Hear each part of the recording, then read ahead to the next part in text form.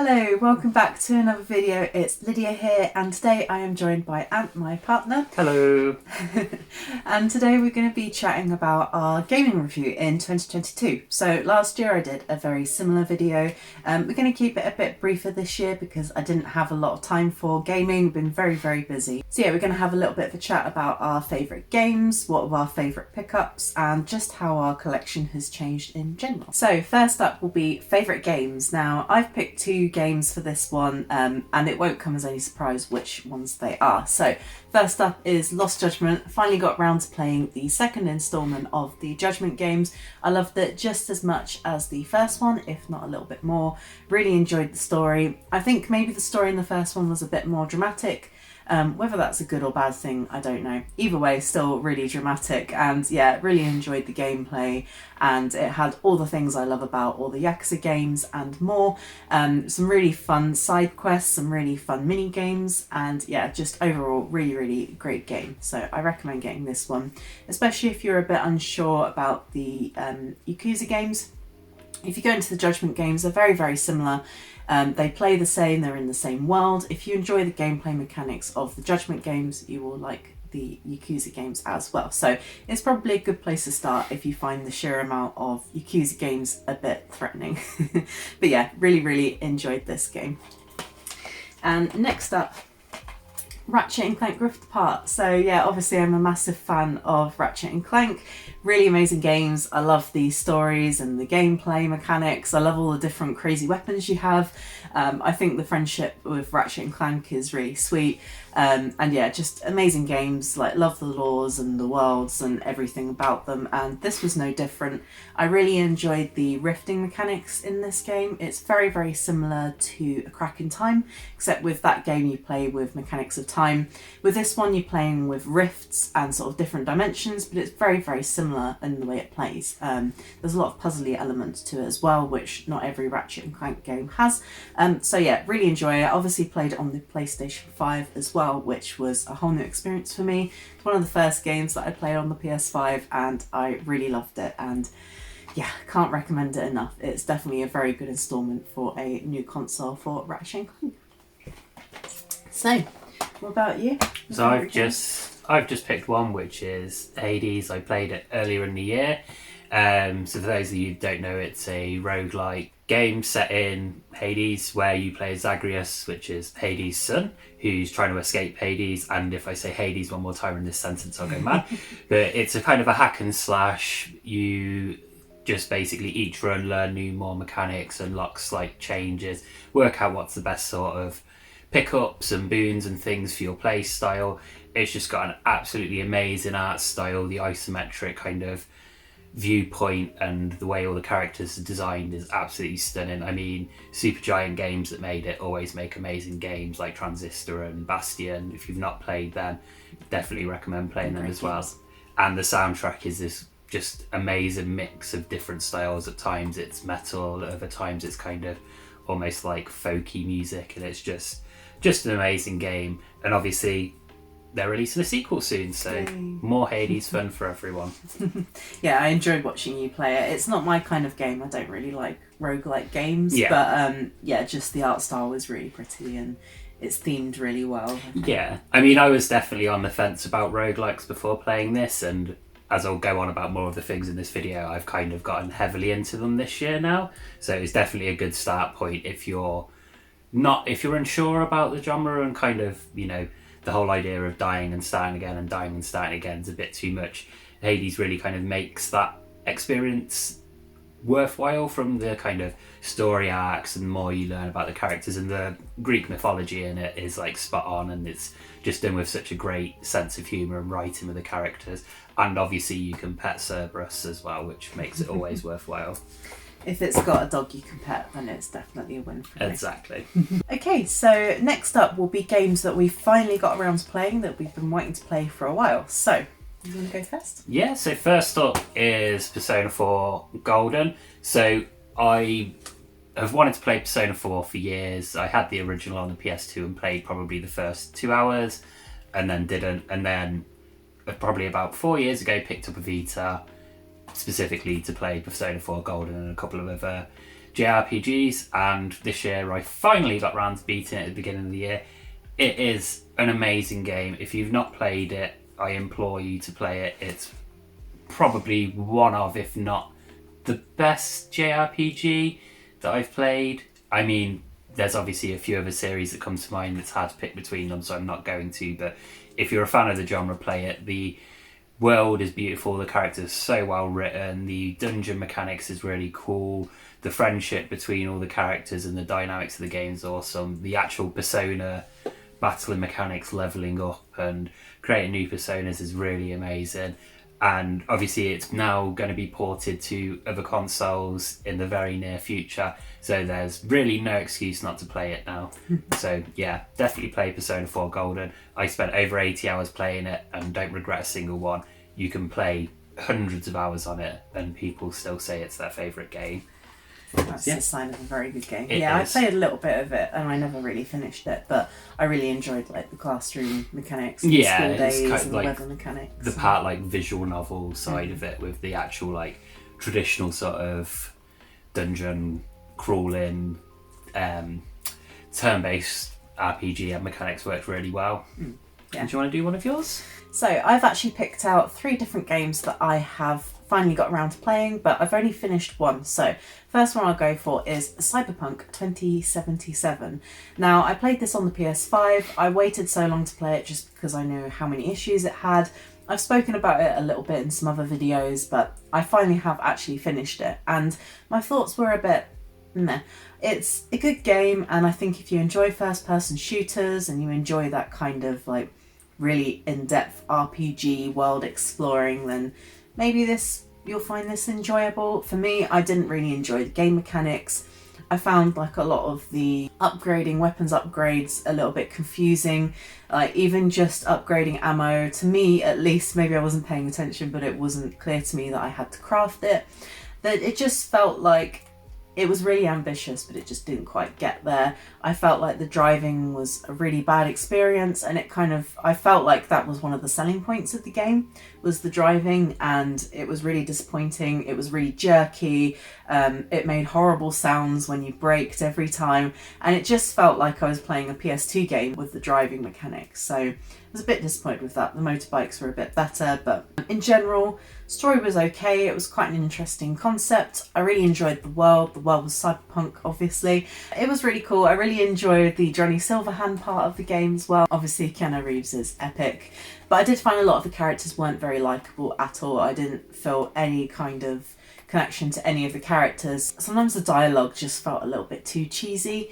They kind of went too far into the using like cyberpunk lingo, and maybe that would work for some people, but for me it just felt a little bit too cringy and forced. But yeah, overall, didn't mind the game, not going to play it again, but I'm glad I did at least experience it finally, and it is worth playing, especially on a PS5, which is how I played it. I didn't run across any bugs whatsoever, so if you're worried about that, don't worry about it, it's probably fine. So yeah, Cyberpunk.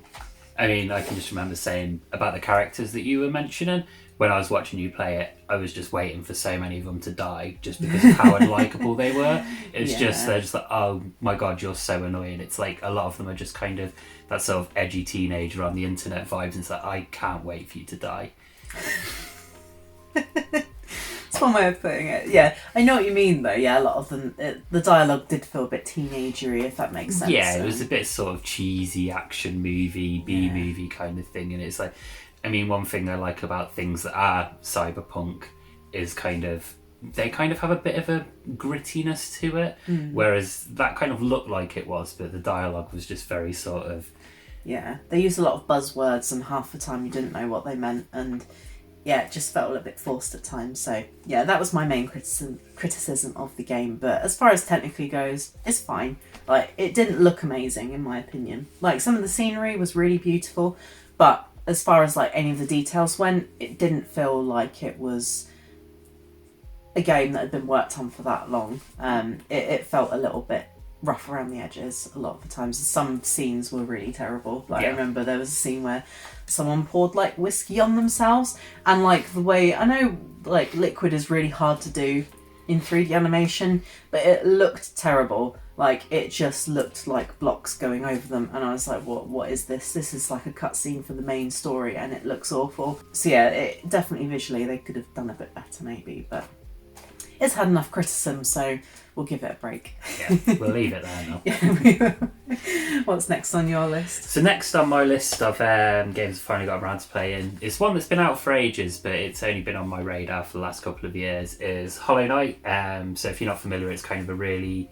looks very cutesy in the surface, but then it's kind of a bit like a roguelike, not necessarily in the same sense that, you know, your traditional one, but it has mechanics of like Dark Souls, where if you die you lose all of your, I can't actually remember if they're called souls or coins or whatever the currency is. You then have to go and collect it back from where you die, and it's very, very hard. Yeah, like the storyline, kind of trying to dig deep into what's actually gone on, learning all like the best combinations of the pickups and things to use is really cool. And I really like the art style. The soundtrack's very brooding and dark, and obviously the game is fairly monochrome. There's very little light or like bright colours in it, and it's just very stylized and really cool. Obviously, hopefully Silk Song will be coming out next year, so we'll see if that actually happens, but definitely looking forward to picking that up next year if and when it comes out. So yeah, no, visually it is really nice. It's got kind of like a lot of blue and purple hues to it. It's very, very stylized, and yeah, the art style is really nice. Yeah, it's just really moody is how to describe it. So next on my list is a game that has been on my list to play for a long time, but I actually only bought it a little while ago, and that's Witcher 3. So I finally got The Witcher, yay! I know I'm a bit late to the party, but I think because we've been watching The Witcher again, Yeah. I'd watched the first season, but I hadn't watched the second one, and hadn't watched either, so we've been watching all of those again, and okay, I know the series is quite different to the games and books, but that's a moot point. But we were really enjoying it. And yeah, it just put me in the mood to play the game, basically. I really, really enjoy the lore, and I really enjoy Geralt, and I enjoy like the witches, and I think it's pretty unique. I'm not like massively into fantasy, but I feel like the way The Witcher is written and sort of the stories that is there, it's a bit less traditional fantasy. I think like a lot of fantasy games try and do the sort of yoli medieval stuff, whereas The Witcher's like, it's kind of set in that sort of realm, but then the language they use is very modern day, and it's just much more relatable. And it's just, yeah, I mean, the amount of swearing in it is... Yeah, no, I think that's probably what it is yeah, it's not overly fantasy. It's not like high fantasy, I think is probably the term for it. I really enjoy like the monsters of it, and the mutants, and the people becoming mutant monsters and stuff like that, and I really enjoy that part of it. And yeah, I'm really enjoying the game so far. I've run into like 1 or 2 glitches, which I was a little bit disappointed about, but nothing too major. But I'm really enjoying it, and obviously the update has just come out for it, and it's a bit difficult to tell the difference at the moment, but it did look a little bit better. It looks a little bit brighter. Obviously, visually, it's not changed too much. It's just been enhanced very slightly, but it did seem to run much better. And I've been playing it on the PS5, and yeah, it's been really, really fun to play so far. Really enjoying the story. It's going to be something that I'll probably come back to in between other games, just because I know how long it is, and there's loads of other games that I want to play. But yeah, finally this one, so... So next on games I finally got around to playing this year is Horizon Zero Dawn.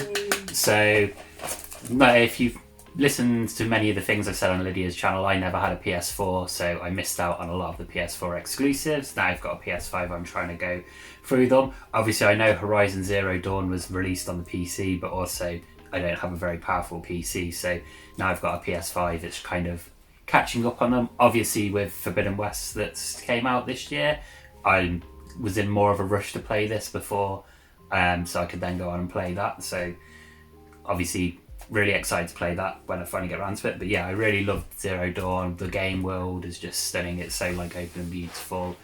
The sort of like politics assignment, and just the depth of the storyline when you're kind of finding out what had happened to the world, how it had became how it is when Aloy's going round, is just so deep and thought out. It's not just like, oh, this one thing happened and now we're here. it's like the whole story, and if you go and read all the sort of memos and voice notes and things you find around how much has been thought out as to how specific things have happened and how it all intertwines with the storyline when you're kind of however many years from that original thing is really clever. Like, it's actually, I don't tend to platinum games or fully complete them or 100% complete them, but I was enjoying this so much I did go and get the platinum on the PS4. So yeah, that's a sign of how good a game this is. I mean, I imagine I'm telling everyone who's already played this, but if you haven't played Horizon Zero Dawn, go and play it. You'll like it. I can second that one. I really liked it as well, but it's been a while. But yeah, I'm looking forward to playing the new one. So next up, we'll talk a little bit about games that weren't necessarily our favourites, but ones that we did really enjoy playing. Now, Ant's got more than me, so he's going to go first. So first up, I think I have to put this one first in the list, is Yakuza Kiwami. Obviously, Lydia's mentioned several times how much she loves the Yakuza series, and I hadn't actually played any of the games, so she strapped me to the chair and beat me until I played it. He's joking. Yeah. Of course. I didn't play it.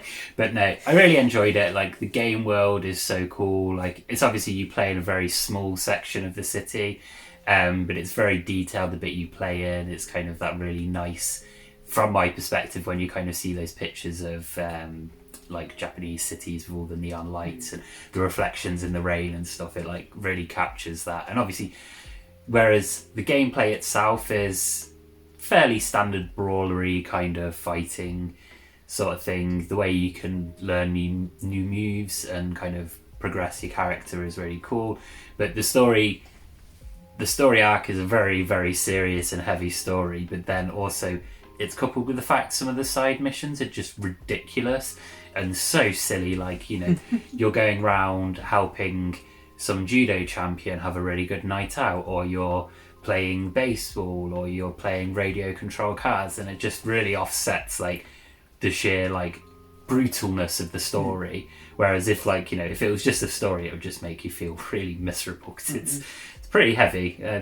But really enjoyed it. Hopefully going to try and play Kiwami 2 next year and try and work my way through the series before Lydia leaves me.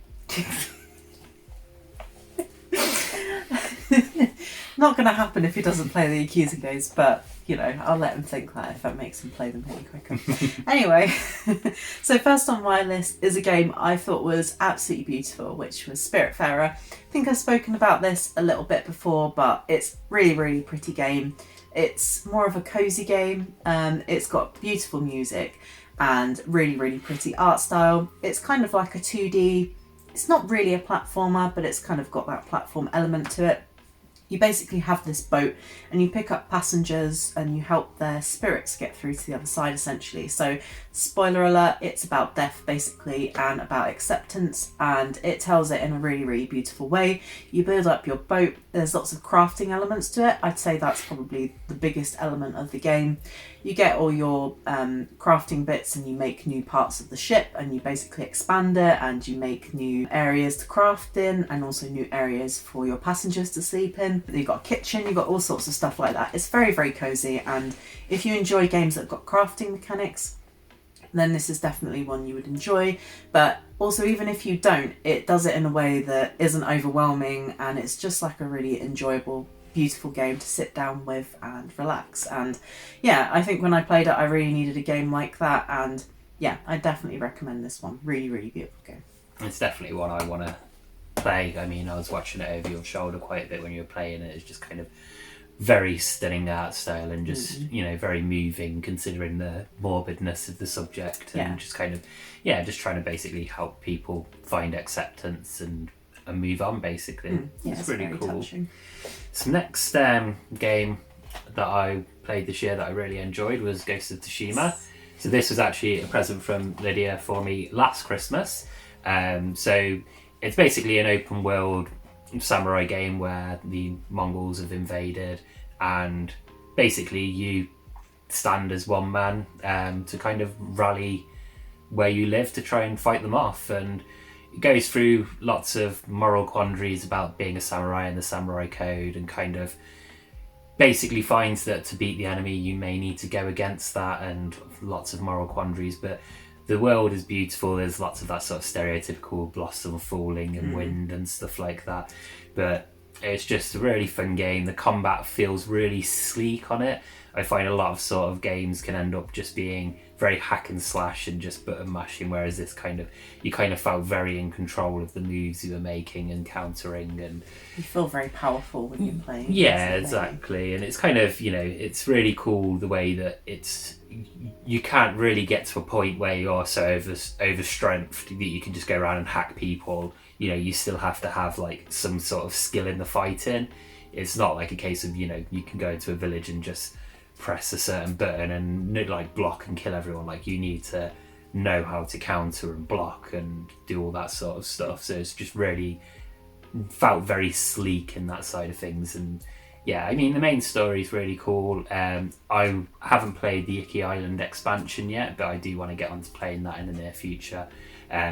It was quite a big game, so I did have to take a little bit of a break after it before going back in. But yeah, another one, definitely recommend if you've not already played it. Yes, I also recommend it too. It was one of my favourite games the year that it came out. And yeah, beautiful game. Definitely recommend. So, another game that I played, I think I finished it towards the beginning of the year, but I'd actually started playing it last year, but I'm going to talk about it anyway because I loved it, and that was Sakuna of Rice and Ruin. Now, usually I don't enjoy RPGs that much, I don't play lots of them, but this one I really, really enjoyed. It's got a farming element to it, but it's also got the battle element to it. There's areas that you go in and you battle enemies, and that's kind of the main object of the story. You go through bosses and various areas, but you also collect various items from them as well, and that plays a big part in the game. You farm your rice and that helps you level up, and the various items that you have, you can make fertilizer that changes the quantity and quality of your crop. The farming element is so well thought out, and I really didn't expect it to be, and the combat is really fun. Even though it's kind of a little bit repetitive, it does change as you go along and it does progress, and even though it's basically a hack and slash game, it never felt boring to me. I always felt like I was having fun in it, and yeah, I really recommend it. Art style's really lovely too, and yeah, just so much fun. I had so much fun playing this, even though it was about 40 hours in the end. It didn't bore me, and yeah, I didn't want to stop playing it, so I recommend this game a lot. So another game that I got round to playing this year, and this basically started off as a competition between me and my friend where we were joking in a group chat, and basically I played and completed Pokemon Ruby, and me and my friend ended up having several Pokemon battles in the pub, just because since COVID, in-person link play hadn't really happened, so it was just cool to actually play games in that sort of style. I absolutely got battered. He put far too much time into it, and he probably should get a life. But yeah, it's really cool. Like, I really like the old Pokemon games. Also like the new Pokemon games, but the old ones definitely have more of a nostalgia for me, especially the simpler ones where there's not as many Pokemon and you can kind of remember them all basically. But yeah, it's very cool. Obviously, Pokemon games now are fairly expensive, but Ruby and Sapphire are the ones that have been re-released this year. No, they haven't. That was on the 3DS. They were re-released on the 3DS, so you can get them fairly cheap as well. And also, there's emulators, but we won't talk about that. Yeah, obviously, long short, Pokemon is cool. It's for the cool kids only, which is why I don't play them. So next up on my list is another very relaxing game, which was Lake. Now, I really, really enjoyed this game. I have talked about it a little bit. I did run into a few issues with it early on. It crashed on me and I lost all of my save progress. And another time I just found it was very laggy. But other than that, you can pick it up quite cheap, and I really, really enjoyed it. It's a very, very relaxing game. Basically, you live in a small town that revolves around a lake, and you drive around and you post letters and you deliver packages, and that's really it. You basically get to know the people in the town through doing that, and it's just a really, really pretty game. It's really fun and just very relaxing, and you have music on the radio as you go around the lake delivering stuff. Yeah, very, very fun. It's flawed, but it is good. Some of the dialogue options, if you change them, they would still respond the same, some of the NPCs, so the dialogue wasn't that deep, but it is an indie game, so you don't expect the same production to go into it as a AAA game. So yeah, it was a lot of fun. So I definitely recommend playing this if you want a more relaxing game. And definitely looked very laid back, cozy kind of vibes, and not, especially when you think like, oh, delivering posts, I've got to rush, I've got to make sure that it just felt very sort of like, oh, I'll get the post delivered, and then I'll have a nice chat with all these lovely people, and it was just really cool and very, very therapeutically chilled way to play. It was. There was no time restraints on anything, so you could just do it all in your own pace, and yeah, it was a lot of fun. Final game I'm going to talk about is Star Tropics. So Star Tropics is an RPG that was on the NES, still is on the NES, but basically it's fairly simple top-down RPG. Yeah, you have to find your uncle who's been kidnapped. You travel through these island series, and it plays fairly similar to like the original Legend of Zelda games, sort of like top-down dungeon crawlery. Then you've got a main sort of world map and stuff.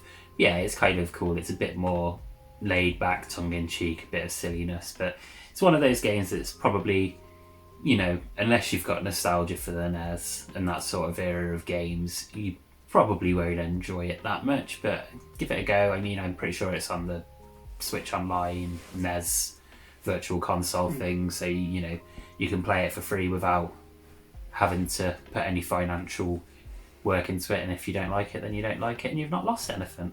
Yeah, that's a good way of doing it, actually. I've played quite a few of the games that are on the online NES and SNES, and yeah, it's a really fun way of getting to know different games and just seeing what they're about without actually having to dig around and find them. So yeah, it's worth doing it. Yeah, exactly. So next up is how the collection has changed. Now, obviously, it's changed massively this year. I personally haven't bought any new consoles, but we have combined two collections, and so we both have consoles that are new to us. So yeah, obviously a big thing that was in a previous video, which I'll link above if you've not seen already, is us combining our two collections and moving to a new house. So we obviously I moved from my 1-bedroom flat, which was tiny, into a 3-bedroom house. So we have our own gaming room, which is amazing. And yeah, it's super exciting to have all these consoles all together and hooking up to CRTs and having all the consoles. So basically, I didn't have any Nintendo consoles apart from the newer ones. So together we have all of them now. So NES, SNES, GameCube, N64. And then Ant had the Master System and the Saturn. I had the Dreamcast and the Mega Drive and the PS2 and the PS1. And then we put them all together and squished it all onto one shelf, basically. And the original Xbox that doesn't fit on the shelf because it's massive. But it's beautiful because it's a crystal shelf. So yeah, it's really exciting to have all these together. And yeah, so basically so many consoles that are new to me now. So Nintendo and Xbox are the biggest ones for me. And I'm really excited to be playing a lot of those games. So one of my goals for this year is I want to play all of the Xbox exclusives. So Halo, Fable, Gears of Wars, those are the main ones, and maybe a few others. And also get more familiar with Nintendo consoles because I didn't really grow up with them, so for me they're quite new. Obviously I've played some of the older Mario games, but some of the sort of more unusual ones I've not played, so that's going to be a really exciting one for me too. Yeah, I mean obviously a lot of the consoles you had, I also had, so not bought them with me, but got that sort of combination of them. Your collection's a lot bigger and a lot more varied. Obviously, as everyone jokes about on your videos when you show the collections, I own a lot of golf games and a lot of sports games, whereas your Saturn collection and Dreamcast collection and Mega Drive collection have got a lot of games that I've wanted, so looking forward to playing them. But yeah, also the other cool thing is we can literally get twice as many games now just because there's two of us buying them. So yeah, it's really cool. Obviously having a specific game room is something that's really exciting. I do like our evenings just chilled up here playing retro games together.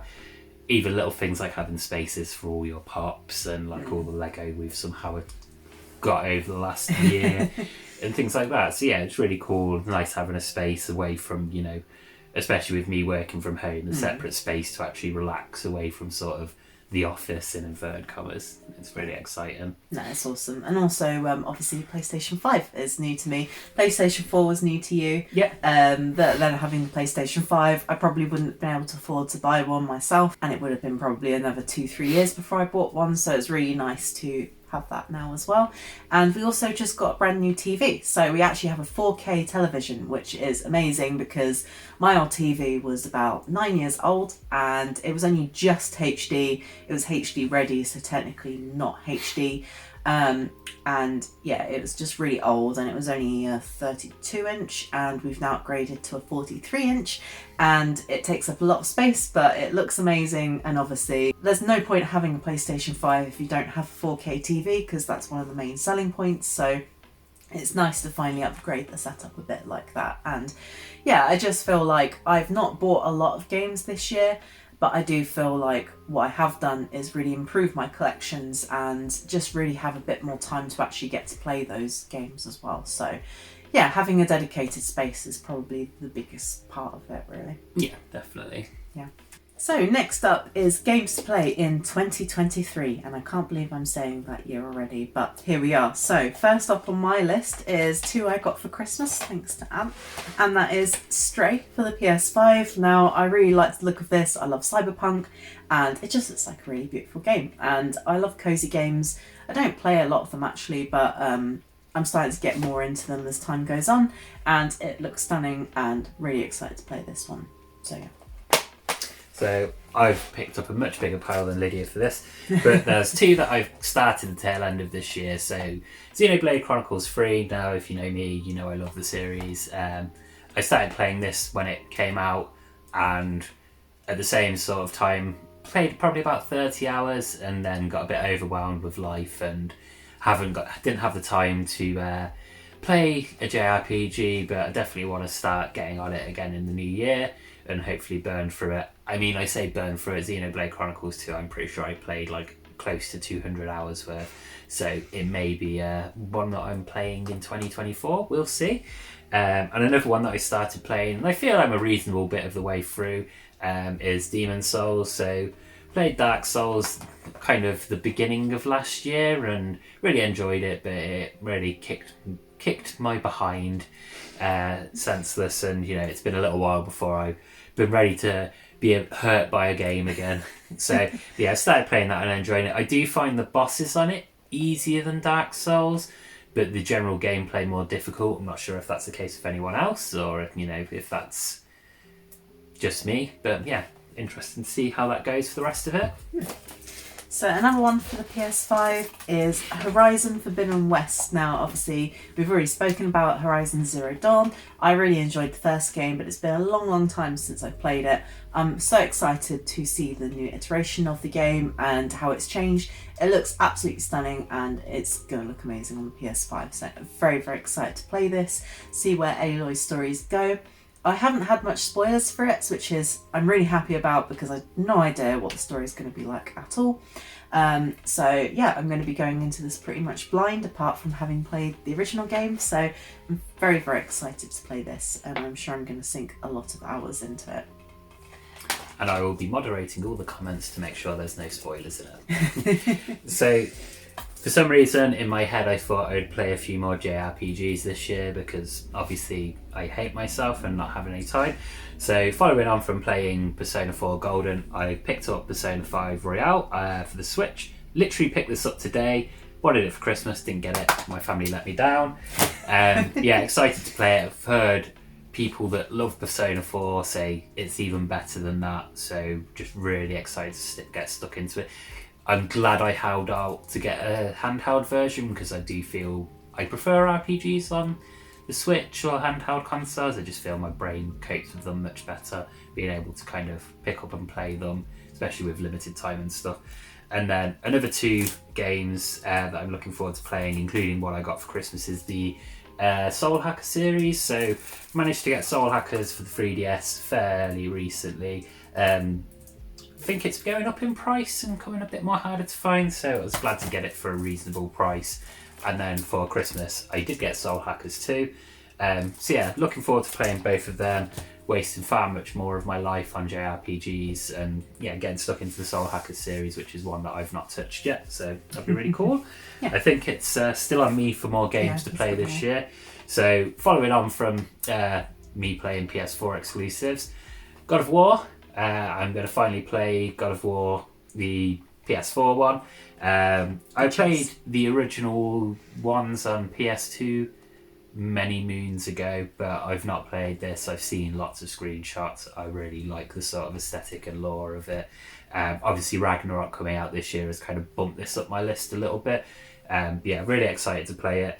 Obviously really like the cool only on PS4 cover as well that I've got, which is nice. And then final one for a game that I'm going to hopefully play this year is After Party. So it's got a really shiny cover, which is really cool. That's amazing. But After Party is a fairly fun idea for a game. It's made by the same people that made Oxenfree. But basically you die and go to hell, and to get re-alived, reanimated, reincarnated, one of those things, not deaded, you enter a drinking competition with Satan and have to outdrink the devil himself, and that's fundamentally the game, and that sounds fucking amazing. It does sound great. And that actually is on my list of games to play as well, to be fair. So it's shiny. But I've wanted to play it for a while, and I almost got it on the PlayStation 4, but I kind of held off, so I'm glad I did, because he's got it. So you know there's always an idiot that's got it for you.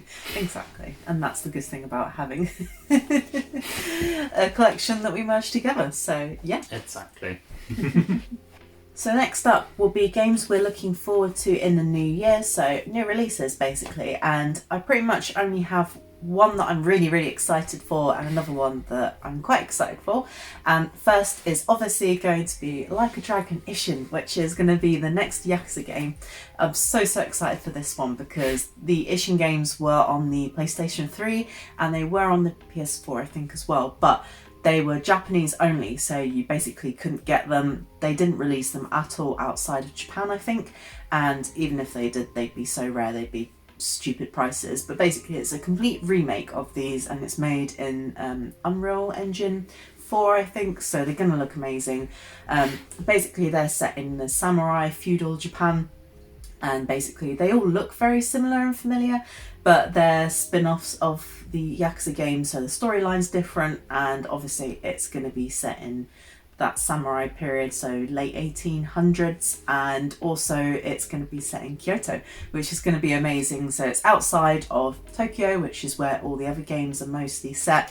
I don't think any of them have been based in Kyoto, and Kyoto looks amazing and beautiful, so that's going to look amazing. So really excited for that one. And the other game that I'm looking forward to as a Harry Potter fan is obviously going to be Hogwarts Legacy. I'm just really excited to walk around Hogwarts and I'm really excited to see what they do with the story, and basically going, I think it's set before the Harry Potter films, and just being able to ride a broomstick and riding all the different creatures and using magic and stuff is going to be so much fun. So I'm very excited to see how that one goes. Yeah, I mean, with Hogwarts Legacy, I'm just excited to go around the whole castle, like growing up with Harry Potter, reading the books and the films and the various games. I don't think any of the games up until now have really allowed much of the castle. It's kind of been very small bits, and obviously the whole thing when you read the books, it's kind of like this big sprawling castle with all these rooms, and it's if it makes it feel like the imagination. The main game I'm excited for in 2023 is going to be Final Fantasy 16. So probably an unpopular opinion, but I actually really enjoyed Final Fantasy 15. I know lots of people didn't, but yeah, I enjoyed it. I thought the game world was cool, the towns were really pretty, and generally just kind of enjoyed the sort of gameplay and game mechanics. And yeah, I spent a lot of time playing it. I think I played it on the Xbox, so I got the 1000 gamer score or whatever the equivalent of a platinum trophy is on that, so did that. But yeah, really looking forward to that. Quite a few of the games I've kind of already mentioned, like Hollow Knight Silksong, and obviously mentioned After Party and Oxenfree, but Oxenfree 2 I'm really looking forward to playing next year as well. But yeah, I mean, generally just I kind of come late to the party with games, so they'll probably be released and I'll be like, oh, I'll get this, and then never play it.